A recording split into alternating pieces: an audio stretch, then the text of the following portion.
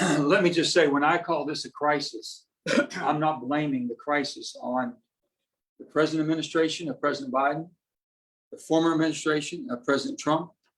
This has been a human crisis for a long, long time. I can remember back in the 80s, Ronald Reagan talking about how he was going to take care of immigration. It started back then, the dialogue, and it continued ever since. So if you think you can blame a Democrat or a Republican, then it's wrong. You're never going to fix anything. If you can't come together as Americans and say, listen, on our borders, our neighbors, should we have this type of suffering, the human suffering, and allow, when I say human suffering, not only the conditions in their country because of natural conditions, but of man-made and people-made conditions of the elements of criminal elements taking advantage of people. It's to their benefit to keep this cycle going. That's their model. That's their plan. That's their business model. How do we continue to exploit? So they're never going to change. If they don't have to change it, if we're not willing to change it, trust me, they're not going to. They won't be making money. They'll try to figure a way if we start vetting in their own country, trying to basically go through the asylum process, and they'll try to figure it out. But I guarantee you, if people know they can go over to this 1 hour away or one mile away, they'll get there. They'll get there and not have to pay a fortune to do it. So I'm not going to blame on political sides. This is a crisis of human proportion that's been going on for far too long, and it's time for us to end it. Yes, ma'am. Senator Manchin, you mentioned that there's a possible solution in asking these migrants to claim asylum in their home countries, but is, the central tenet of asylum is that they are, seeking to escape prosecution in their home countries from against their religion, sexual orientation, etc. Don't you think that in itself could also lead to violence against these migrants, the same violence that you are wanting to avoid? Not America. I'm saying that we're going to make a major effort. We have to make a major commitment. So no different than what we were able to do, and we do go into country for many different reasons and purposes, but we can go in there for a human cause, and we can work with those governments there. As Henry was saying, there's a lot of things that they need from our country, which we can help them, from the pharmaceuticals to basically the vaccines, to economic opportunities, so many different things that we can open up to have cooperation in those countries, but they have to have us in there basically overseeing it. Am I going to depend on the Guatemalans or basically those countries as far as their governments to protect those people, but that's who they're fleeing from? No, that's not something we should do. And I think that we can do that, but we can make those type of arrangements. And Congressman Toyota, is that a model that you believe works also? Yeah, if we set it up right, it can work. And let me explain.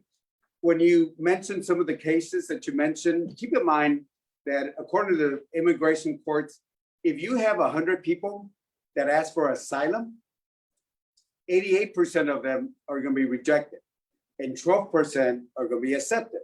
This is the traditional numbers that we have. So most of the people that are going to be here, let me say this very diplomatic, we're giving them false hope, because if they go in front of a judge, 88% of them are going to be rejected. So why can we not work with those countries and set up safe havens? And why can we not use the UN, the High Commission? We can use I think it's the UN High Commission on Refugees. We use that in different parts of the world. In fact, we're using the UN right across here so they can test the MPP before they come over. So there are ways that we can do this. And again, I would refer people back to 2015. There are videos where I spoke to Jay Johnson. I said, we spoke with a former secretary where we actually, under the Obama administration, we returned folks under the condition that they would be left, let's say in Honduras, safe. We're not going to put them back in the hands of a coyote, but you put them in safe hands, and we worked that out with the government. So there are mechanisms that we can set up to do that. And the UN needs to play a role on it. We're not going to put anybody back in the hands. I know sometimes people, we're not going to return people out to the desert. Nobody's talking about putting people out in the desert out there. Nobody's talking about that. There are certain ways that we can work with the UN and with those countries as long as they're safe and they can make the application in an efficient way. Because right now it's not working very well. And I'm talking about in those countries. And we need to do that. The investment, and I'll finish with this, does work. Because if you look at the numbers from the investment that we put in Central America root problems, capital growth was going up. This is before the pandemic. Crime was actually went down. But we need to do more. They want jobs. And we need to help them and provide the security that we have over there. But again, I say this, you have 100 people, those are the numbers, 100 people, 88% are going to be rejected. Those are the numbers, only 12%. So in many ways, we're giving false hope to people coming here if we follow the law. And I have some more questions from the chat. Reed Segal from Washington Post, we'd like to follow up on your mention, Senator, of the 90-day moratorium on people coming to the United States. Could you elaborate on that, by what you mean, and if that's something you're suggesting? I'm just suggesting we need to look at everything humanly possible. We have different laws. 20-some years ago, we changed the laws of children, how we would handle children coming into our country. We need to look at all these laws here to see if they're still applicable, if they're working or not working.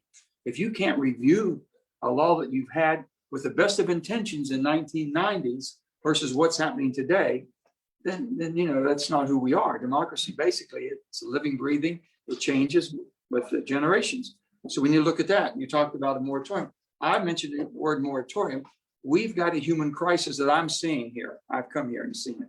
So if that means shutting everything down for 90 days of how we have people coming to our country, sending that message that we're not going to be taking people into this country until we get our ability to make sure we're able to do it and do it right.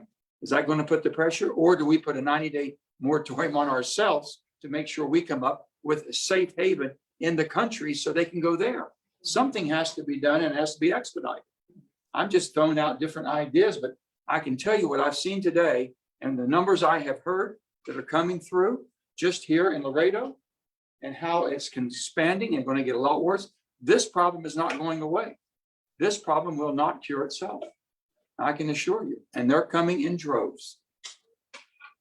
I have a question from Alex Thomas of West Virginia Metro News. That's the most important one. I know, Alex. With Republicans blaming the Biden administration for the current situation at the border, how do you come up with an immigration measure that addresses security concerns and humanity issues?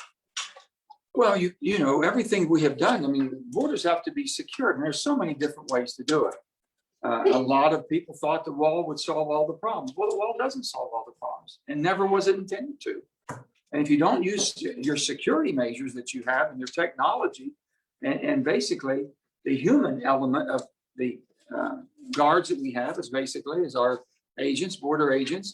Those are the people that we're basically looking at to control this and do a better job than what we're doing right now. But I mean, to blame the Biden administration, I truly believe Joe Biden is the one person that can put the compassion to doing this and doing it right. I truly believe that, and not have that type of an attitude that someone else's responsibility and someone else's fault. We can do that differently than what we've done it before.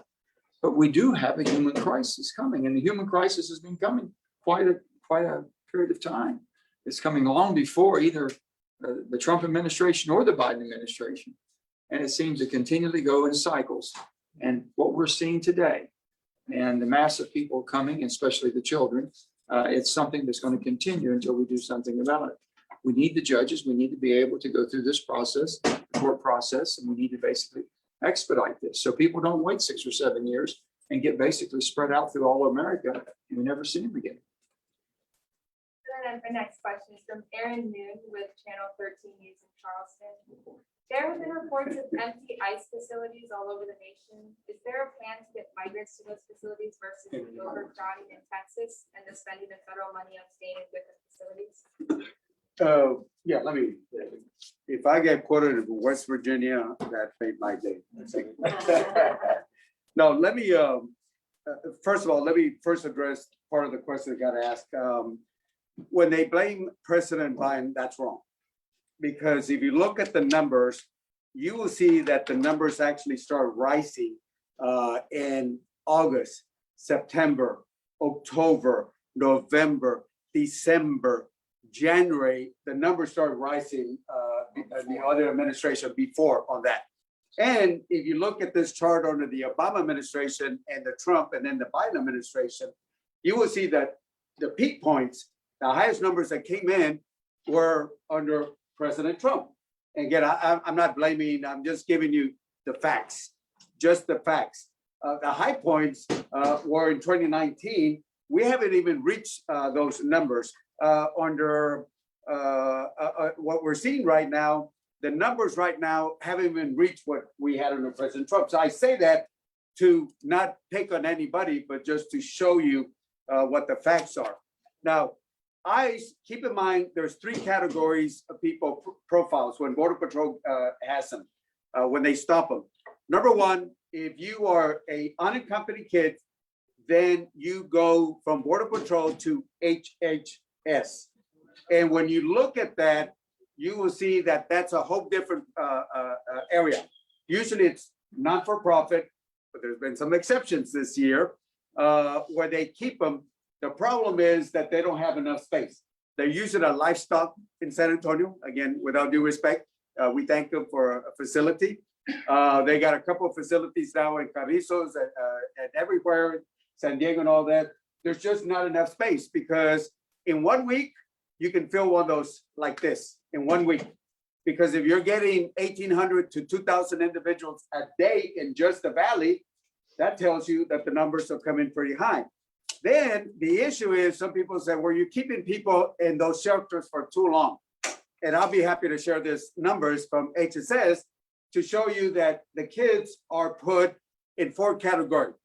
The first category are adults. And usually it takes, the first category, trying to find the mother and the father. In those, it usually takes about an average 29 days.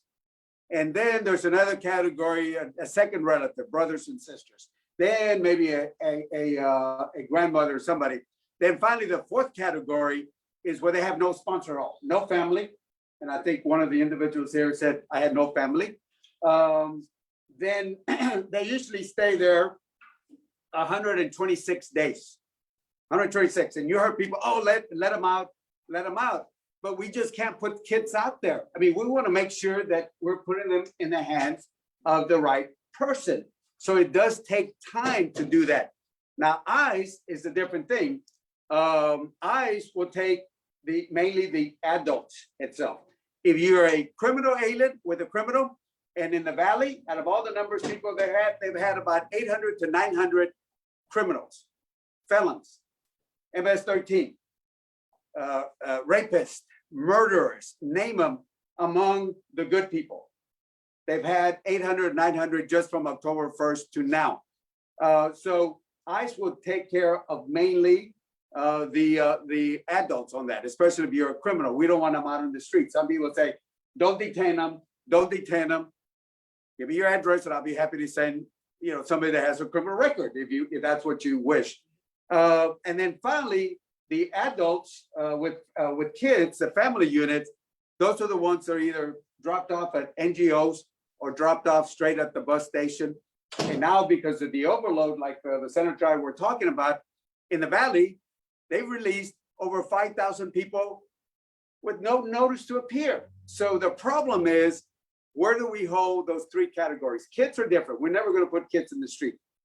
And sometimes people complain, you're holding them too long. Well, these are the numbers under the Biden administration, making sure that we put them in the right place, because we're not going to put them in the streets or put them out with a stranger. And that's the issues that we're facing with ICE.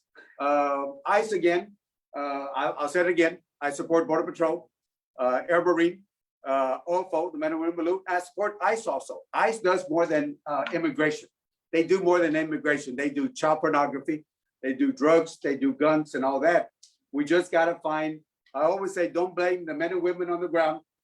It's the policies. We disagree with the policies. Now under President Joe Biden, we know him. He's a very practical person. He's a good man. He's a good man and a good heart. And with him, we'll be able to address this. And I feel that we'll be able to address this. I just want to move a little quicker on it, but I think we'll be able to address these issues now. That it? Other questions? We good? Anybody? Julia? I have my question. Thank you all. Appreciate it. Thank you.